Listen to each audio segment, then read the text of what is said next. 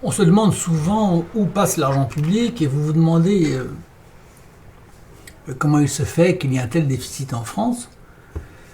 Vous en accusez probablement les grands spéculateurs. C'est très à la mode à gauche, c'est non seulement à la mode, mais c'est depuis tout le temps que la gauche dénonce les ultra-riches, l'argent de la spéculation, l'argent public donné à des entreprises qui n'est jamais récupéré par l'État, etc. Choses qui ne sont pas inexactes. Certains dénoncent aussi l'argent des cartes vitales qui existent par millions en Afrique ou qui sont attribués à des gens qui ont disparu, l'argent de retraite qui sont distribués un peu partout dans le monde sur lesquels on n'a aucune visibilité, il y a des gens qui ne sont pas forcément à la retraite d'ailleurs, etc. Ce genre de dépenses qui existent. Mais je vais aujourd'hui attirer votre attention sur ce qui s'est passé en France depuis 30 ans, 40 ans, et qui explique aussi une très grosse part des déficits publics. Alors vous voyez, j'ai récupéré la carte d'une petite commune, et vous allez tout de suite comprendre l'énorme, le gigantesque problème. Alors regardez la liste, là on vous indique les emplacements de divers établissements, maisons et autres commerces en ville. Alors regardez bien la liste, c'est assez intéressant. Donc, on va regarder ce qui relève du domaine public, payé par la mairie. Alors, vous avez aire d'accueil des gens du voyage, archives municipales et communautaires, centre culturel, centre de secours, bien sûr, centre omnisport, centre technique municipal, cimetière communal, cimetière du parc, cimetière israélite. On s'étonne qu'il n'y ait pas un cimetière musulman, un cimetière hindou, un cimetière LGBT, un cimetière, je ne sais pas moi, arménien, pourquoi pas, enfin il manque plein de cimetières là. Alors cinéma c'est domaine privé, le collège, déchetterie, école des remparts, école maternelle des cigognes, école Robert Schumann, école maternelle arc-en-ciel, école Pierre Fimelin, groupe périscolaire, parce que l'école sans doute c'est pas assez joli, groupe périscolaire, voyez-vous ça. Alors épicerie solidaire, on suppose que c'est privé. École de musique, curieux que ce soit avec épicerie scolaire, je trouve ça bizarre, il va y avoir un bug là. Église des Saints-Nazaire-et-Cels, alors évidemment, depuis que l'État a privatisé, nationalisé les églises en 1905, eh bien elles sont à la charge des mairies maintenant, ce qui leur coûte très cher. Donc l'État, la République a volé les églises aux congrégations, et maintenant il faut payer. Donc ça participe du budget des mairies. Elles passent généralement en dernier, évidemment. C'est des fuites dans les églises. Là, ils sont obligés maintenant à cause des normes de sécurité, mais pendant très longtemps, elles étaient quasiment à l'abandon. Maintenant, ils sont obligés de payer quand même.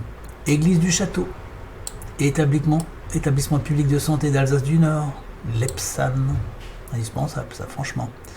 Alors, la gare SNCF, c'est, je suppose, plutôt la région et l'État. Gendarmerie, c'est partiellement participation communale. Gymnase municipal. Home des étudiants, parce qu'il faut de l'anglais, bien sûr, on ne va pas mettre foyer. Home des étudiants.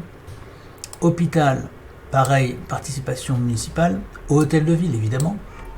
Institut de formation en soins infirmiers, très probablement une participation de la mairie. Jardin. Maison de la communauté, bah oui, évidemment, il en faut. Maison des œuvres. Maison forestière. Médiathèque. Monument aux morts. Musée archéologique. Plan d'eau, allons-y. Donc plan d'eau, bah, vous avez la plage, le parc d'aventure, le mini-golf, le tir à l'arc, le pédalo, le canoë, paintball, bien sûr. Tout ça, c'est les impôts de la mairie, c'est-à-dire vos impôts locaux. Parce que vous avez ça aussi dans votre mairie, tout ça, vous le retrouvez. Maison des permanences, bah oui, et pourquoi pas maison des immanences, ça manque. Police municipale, la poste, pareil, participation de la mairie. Sentier forestier. Stade, bien sûr indispensable. Stand de tir. Station d'épuration obligatoire. Synagogue. Tennis. Trésorerie principale. Participation de la mairie, je suppose, ou pas, c'est pas certain. Je vais l'enlever. Zone d'activité nord, oui, pour l'entretien, il le faut bien. quoi que ce soit, ça abrite des activités privées normalement. Zone de loisirs, marché hebdomadaire. Bon, ça n'a pas de coût si ce n'est la personne qui ramasse les cotisations des exposants, des forains. Voilà, et puis vous avez les chemins piétonniers, pistes cyclables, parking, toilettes publiques, aires de jeu, arrêt de bus, etc. Bornes électriques, parce que c'était pas assez, il fallait qu'on ajoute des trucs. Hein. Zone de rencontre, bon, on va considérer que ces choses-là, à part les bornes électriques, ça va pas coûter trop cher. Enfin voilà, une petite ville. Vous voyez le nombre de postes que les mairies se sont mises sur le dos. Vous voyez le délire, en plus de la sécurité publique, etc. Et après, elles nous disent, ah bah oui, on n'a pas d'argent, c'est terrible, les mairies, elles manquent d'argent, qu'est-ce qu'on peut faire? Tous ces imbéciles n'ont pas cessé de créer des établissements, des foyers, des stades, des terrains, de ceci, de cela. Et ils n'ont pas cessé. Ah, ils étaient contents d'aller à des inaugurations. À ces inaugurations-là, ils coupaient un ruban, mais ils fouillaient vos poches en même temps. Vous vous souvenez, à une époque, Bayrou a donné une gifle à un gamin qui lui faisait les poches, vous vous souvenez? Mais lui, en tant qu'élu, combien de fois il a fait les poches de ses concitoyens? Et aujourd'hui, vous n'avez plus d'argent. Alors qu'est-ce qu'ils font? Ils sont obligés d'emprunter. Ils empruntent, ils ne peuvent pas rembourser. Beaucoup de ces mairies sont en faillite. Et pour cause, ils ont été gérés par des imbéciles qui n'ont pas cessé de faire de la dépense. Cette mairie-ci n'a pas de piscine. Mais beaucoup de mairies se sont crues dans l'obligation d'avoir une piscine. Un gouffre financier. Voilà ce que c'est que la gestion en France, en République française. Alors quand on voyage dans le monde, on s'aperçoit que la plupart des villes du monde ne font pas ce genre de dépenses. Parce que c'est prendre de l'argent au public, aux citoyens. Et que les gens préfèrent peut-être dépenser leur argent comme ils le veulent. Ça n'est pas l'esprit en France. L'esprit en France, c'est de décider qu'on vous prendra de l'argent pour telle et telle chose. Vous n'avez peut-être pas besoin d'un terrain de bowling ou d'un stade, mais on vous l'impose. On le finance avec votre argent. Et bien sûr, cet argent qui est pris dans vos poches, vous pensez bien qu'il n'est pas restitué sur place, intégralement. Il passe par de la gestion, par les poches des fonctionnaires, bien sûr. Donc il faut payer les gens, des services, des enveloppes. De l'argent clandestin, évidemment. Alors vous me direz, tout ça, c'est pas encore trop grave, puisque les départements, eux, ils fonctionnent avec le trafic des enfants. Oui, c'est vrai. L'ASE, c'est 9,5 milliards d'argent, d'euros par an. C'est un budget énorme des départements. Autrement dit, les départements se budgétisent en partie avec le trafic d'enfants, puisque c'est du trafic d'enfants, l'ASE, maintenant, on le sait. Et les enfants rapportent. Donc quand l'ASE n'a plus d'argent, qu'est-ce qu'elle fait? Eh bien, elle place davantage l'enfant. Elle prend n'importe qui, tout ce qu'elle peut. Pour un motif lambda, on arrache l'enfant à sa famille et on le place. Parce que ça rapporte beaucoup, beaucoup d'argent. Beaucoup d'argent. Au bas mot, environ, j'ai fait le calcul ce matin, j'en parlais avec quelqu'un. Au bas mot, selon les chiffres officiels, 9,5 milliards de budget pour 350 000 enfants placés officiellement. Vous faites le calcul, ça fait 27 142 euros par enfant et par an. Ça en fait de l'argent. Hein. Vous comprenez pourquoi il y a autant de gens qui sont impliqués dans ces trafics? Vous avez pratiquement à l'ASE autant de fonctionnaires que d'enfants placés. C'est une armée. Ça en fait du monde. Hein. Ça fait de l'électorat aussi. Et intouchable.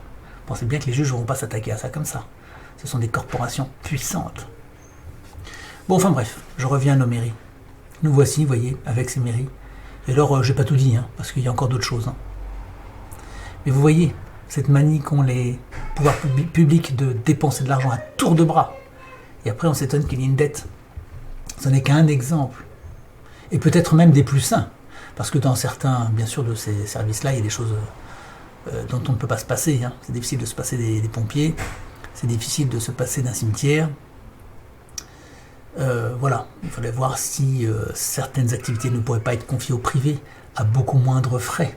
Seulement, on a fermé les écoles privées, on ne veut pas des écoles hors contrat. Et on restreint tout ce qui est d'initiative privée. Il n'y a plus de commerce dans ces villes. Hein. Vous prenez dans ces villes, il n'y a pas de commerce, pratiquement pas. Hein. Ça Ça n'a aucun intérêt pour eux, c'est pas intéressant. Ça. On ne peut pas inaugurer un commerce, hein, c'est pas important. Ce qui est important, c'est un établissement public.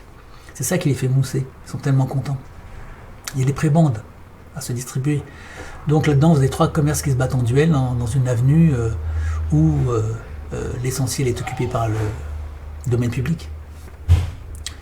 Voilà, c'est un vaste sujet. Vous savez, je suis consterné de ce que je vois en France. C'est terrible. Ce matin, je voyais, avec les enfants, on regardait un programme sur Arte, et ça parlait des papillons. Bon, très joli, hein, parce qu'il y a plein de très très jolies choses, et effectivement, c'est fort utile de présenter ça au public.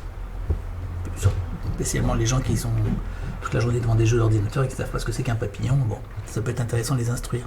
Mais on apprend dans ce genre de reportage qu'il y a des gens qui sont payés, donc c'est des scientifiques. Hein, bon. Alors on leur affrète un avion, ils ont un petit avion, ils peuvent s'envoler et puis suivre les papillons. Alors pourquoi faire? Alors ils ne peuvent pas les voir évidemment depuis leur avion, mais ils les suivent, ils balisent les papillons puis ils les suivent. Bon, ça c'est vraiment indispensable. Et là ils découvrent, oh surprise, que les papillons ils font des migrations. Ça on le sait depuis très très très longtemps, depuis 100 ans. Donc dans l'émission, on nous déploie toutes sortes d'informations qui sont soi-disant récentes. On dit désormais on sait que les papillons migrent. Mais quoi désormais? On le sait depuis plus de 100 ans. Et alors on nous montre aussi que ces scientifiques dans cet avion, eh bien, ils nous expliquent, on s'est aperçu que les vents, quand ils étaient dans le dos des papillons, ça les faisait aller plus vite, alors que quand ils l'ont de face, ça les ralentit. Alors quand vous entendez ça, mais vous dites on paye des gens pour ça? Pour découvrir ça? Donc on paye des gens, si vous voulez, les États payent des armées de gens pour des choses totalement inutiles de ce genre. On affrète un avion, on paye des scientifiques pour aller nous dire que le vent qui pousse le papillon, ça le fait voler plus vite. Mais je ne sais pas si on se rend compte du niveau de gabegie de ces États. Et après on nous dit qu'il n'y a plus d'argent. Ben, tout s'explique. Hein. Et cela, à tous les étages, dans tous les services, vous trouvez des aberrations de ce genre. Voilà pour ce petit propos.